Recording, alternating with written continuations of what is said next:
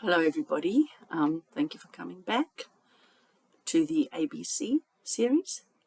As you know, we have done A and B and C, and today it's D. And for the letter D, the word, the concept is Dharma. Dharma is spelled D-H-A-R-M-A. It's a Sanskrit word, and you're meant to say the H quite vigorously. I'm not too good at that. Sort of Dharma, sort of with that H sound. So this Dharma in Sanskrit runs right through the Bhagavad Gita. It is a theme in the Bhagavad Gita texts. I remember being back at high school and having a really good English teacher who taught us themes that ran through the Macbeth play that we were reading. I still remember the themes to this day. And in a similar way, we see this Dharma theme is woven from the very beginning to the very end of the Bhagavad Gita. This theme runs through. And we also see that the theme of Dharma is developed and deepened and intensified as we progress. So on the most basic level, if one looked up what is Dharma, one would get that it is religion or duty. Both of those could apply. Religion or duty. But during the course of reading the Bhagavad Gita, one starts to see that it's not religion or duty. It is both. It is both. I can think of it as an applied being a very important word, not just reading stuff, knowing stuff, thinking about stuff, but applying stuff. It is applied spiritual understanding. And understanding goes deeper than knowledge. So one can have spiritual knowledge, one can have done a lot of reading and have a lot of knowledge. That does not mean it's understood or realized knowledge. Realized or understood knowledge is different to just knowledge. So that's why applied spiritual understanding is a better way of saying it than applied spiritual knowledge. Applied spiritual understanding of what? Ultimately, of the will of God. So here is my definition of Dharma. Applied spiritual understanding of the Lord's will. So therefore we have to know the Lord, know His laws, know His will. That's where the knowledge, the reading, and the understanding part comes in. That's where the religion part comes in. And then the duty part comes in. It is our duty to apply that understanding. So rather than saying religion or duty, it's more like a religious duty. I would like to put the two together. The duty to do devotional service is ultimately what it's coming to. It is our duty to do devotional service because if we understand the Lord's will, then that is the will of the Lord. We are there to serve Him. And I've explained before, it's not a service where you're like a slave doing menial tasks with no meaning. It's a reciprocal service. Like I've said before, it's like the mother and the little baby. The mother's duty is to serve the baby. But she gets joy in doing that. So I've got a bunch of Bhagavad Gita quotes here which show the development of the Dharma idea. So starting at the beginning in Bhagavad Gita chapter 2, text 40, we have Krishna telling us that even a very small amount of this Dharma saves one from great danger. For there is no loss in such an endeavor, and it knows no diminution, meaning it can't get smaller over time. It can't get weaker or smaller over time. So even if you do a little bit of Dharma in this life, it saves one from great danger. What is this great danger? It's probably the fact that the soul is going to have to come back again, and who knows if it's going to get a human form next time. And so you might be having to sentence the soul to so many more births and lives and deaths and trials and tribulations in material form before it can get back home. So that is great danger. And so even a very small amount of this Dharma can save one from great danger. We are also told in the next chapter, Bhagavad Gita chapter 3, text 35, one's own Dharma, performed imperfectly, is better than another's Dharma, well performed.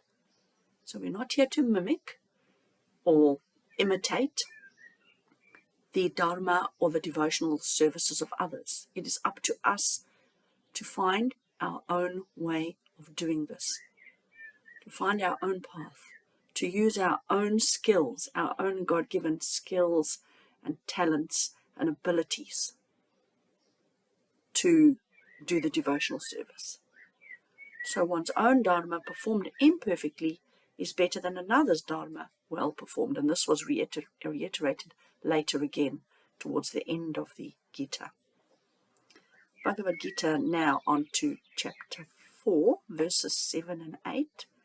Krishna tells us, God tells us, certainly, whenever a decline of Dharma occurs, O Bharata, that's Arjuna he's speaking to, which the whole Bhagavad Gita is Krishna speaking to or singing to Arjuna. It's a discussion between them.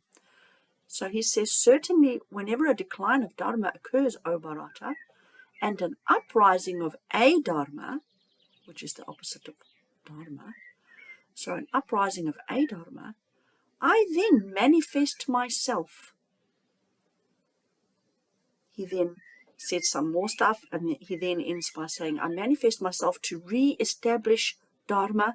I appear in every age.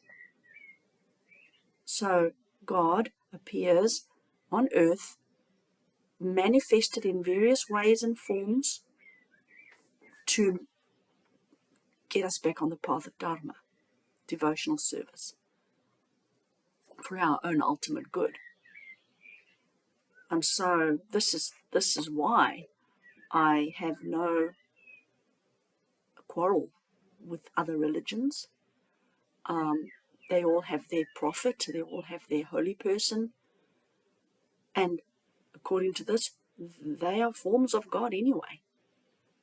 Whether he's sending himself down or manifesting himself or expanding himself, as in this case with the Gita, or as a son, as in the case of Jesus, or as a highly enlightened prophet or holy person, as in Lord Buddha, all these various incarnations, he tells us himself, I manifest myself, and to re-establish Dharma, I appear in every age.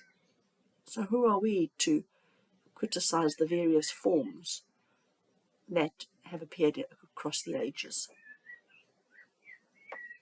I'm happy to listen to all of them. Then in Bhagavad Gita chapter 9, verses 1 to 3, Krishna says, people who do not place their faith in this Dharma, O burner of the foe, do not attain me, but return to the path of death and material existence. So if we don't trust and believe that Dharma, devotional service, this devotional duty to do service to our God, Krishna, that we don't believe that there's anything to that, then we don't attain him. We don't get home. Our soul gets to come back and have more lives and births and deaths and material existence. This Krishna has told us himself in his own words. Now, to end on a note of hope with this strand of Dharma discussion here, I see that in Bhagavad Gita chapter 9, verses 30 to 31, here is a wonderful note of hope offered by Krishna. he says, even if a man has grossly misbehaved, if he worships me and is devoted to me exclusively, he is certainly to be considered a good person. Quickly he becomes a righteous soul and attains to lasting peace. My devotee is never lost. It's quite a long quote there, so I left out a few little bits in the middle. But that's the message. Quickly he becomes a righteous soul and attains to lasting peace. My devotee is never lost. Even a grossly misbehaved person, this Dharma can save them. And in the Bhagavad Gita, chapter 18, text 66, we get the ultimate expression of the ultimate Dharma, which is, as I said, deepened our understanding of Dharma even further than just, oh, it's religion, or oh, it's duty. Krishna says, renouncing all dharmas. At first you go, what? He's just been explaining this Dharma idea. He's just been asking us to do all this Dharma. He's been asking us to do this devotional service and giving instructions on how to do it and how wonderful it is and it's going to get us home. And now he says, renouncing all dharmas. We must know that in India at that time there were many types of dharmas. There were, and there still is, a lot of people worshipping various demigods and other entities who, for material purposes even, to get a good wife, to get some prosperity. There are many sort of sub-dharma categories. It's very complicated. But even the ones that Krishna asked us to undertake, he says, renouncing all dharmas, take refuge in me alone. Have no regret, for I shall free you from all sins. So what that is saying is that those other dharmas that Krishna, that other devotional service path that Krishna laid out as the pathway back home, which he expounds upon in great detail how to do this devotional service to get home. That path is leading to the ultimate Dharma, the supreme Dharma. And so those dharmas become subordinate to this ultimate supreme Dharma. We probably need to go through those dharmas first to get to this supreme Dharma. But this is the ultimate supreme Dharma that supersedes all the other dharmas. And it simply is surrender to Krishna. The highest duty of our soul is to surrender fully to Krishna. That is the supreme Dharma. Take refuge in me alone. I shall free you from all sins. So devotional service is Dharma that leads us on a path that helps us to do genuine, authentic, loving, devotional surrender. And that is the ultimate Dharma. Now, if one looks at the Bible, these same ideas are present as usual. Obviously, the Sanskrit word Dharma is not in the Bible. But the two main words that were tied up in that word Dharma, which was duty and religion. Religious duty, applying religious knowledge. It's your soul's duty to apply religious knowledge in your life through devotional service and surrender. These ideas of devotional service and surrender are most definitely present. So devotional service, Romans chapter 12, verses 1 to 2. I beseech you, therefore, brethren, by the mercies of God, that you present your bodies a living sacrifice, holy, acceptable to God, which is your reasonable service. Service. A slightly more modernized version of that says, therefore, I urge you, brethren, by the mercies of God, to present your bodies a living and holy sacrifice acceptable to God, which is your spiritual service of worship. So spiritual service of worship, devotional service, religious duty, those same ideas are here. 1 Samuel chapter 12 verse 24. Only fear the Lord and serve him in truth with all your heart. Serve him with all your heart. So that devotional service idea again coming through. John chapter 4 verse 34. Jesus said, my food is to do the will of him who sent me and to accomplish his work. So there you go. Jesus doing the will of him who sent me and doing his work. That's servant mode again. I'm the servant. I serve. Jesus modeling for us. If we look to the surrender idea,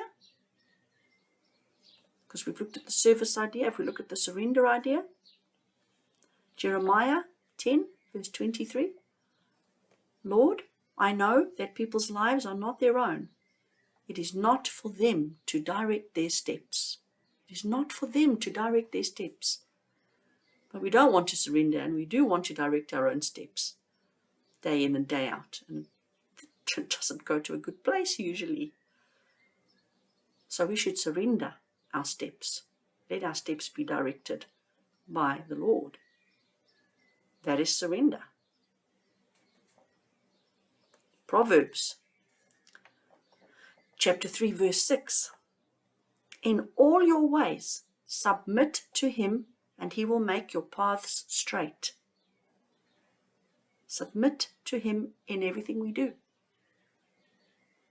So we run our lives according to Dharma, according to devotional service to the will of the Lord. So submit to him and he'll make your path straight. Where there are many, many paths to get back home. Most of them very higgledy-piggledy, going back and forth and all over the place. So that our soul has so many lifetimes to try and get home. But making the path straight sounds a bit more direct. And then we can, James chapter 4 verse 7, submit yourselves therefore to God. So I would put it to you that the Dharma is there in the Bible. The idea of devotional service and the ultimate idea of submit to God, to the will of God, to the ways of God, and living your life with your very own Dharma performed to the best of your ability is there in both scriptures. I hope that helps a little bit with the meaning of the word Dharma. And next time when you read the Gita, you can look out for the Dharma thread that is running through from beginning to end. Next time it's the letter E, and we shall see what transpires. Thank you. Stay well. God bless. Hare Krishna.